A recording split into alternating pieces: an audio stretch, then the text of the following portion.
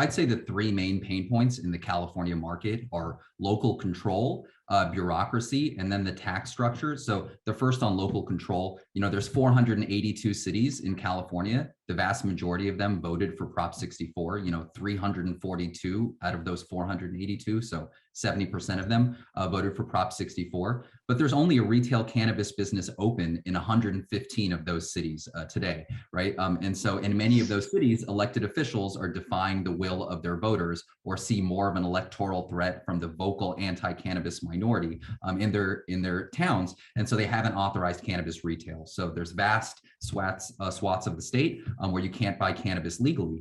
And that contributes to the illicit market. I mean, Emily made a really good point about Fresno. When those 21 stores come online in Fresno, that massive cannabis desert, that should add a couple $100 million to legal cannabis sales. So that's the first one, which is local control, which is often talked about. The second one, Rena, that is talked about less is bureaucracy. I think the challenge is in many of those cities, they voted to authorize retail cannabis, but years later, only a fraction of those stores are open. And that's really a big challenge. So you have to obtain approval both from the state and from the locality. And that can take years. And by the time you get to the end of that process, you may not even have the resources to get open.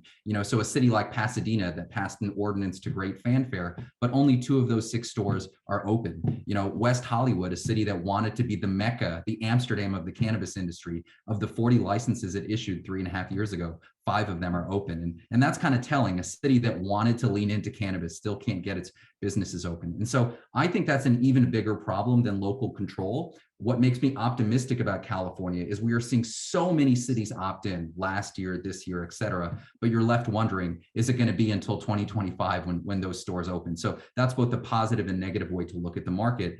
And then the final thing that I'll note is just the tax structure.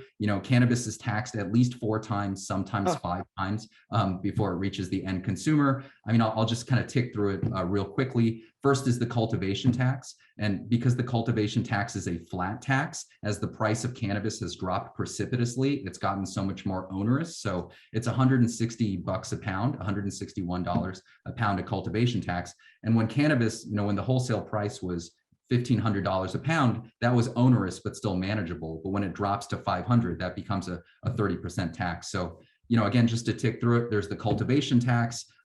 At the state level, there's oftentimes a local cultivation tax as well. And then there is both a state and local excise tax. So the state tax is 15%. The local excise tax can range between 8 to 10%. And then there's the sales tax on top of that, which is another 9%. So that tax burden added up is at least 50%. And that doesn't account for the cost of testing, the cost of metric and other such things. So those are the main challenges.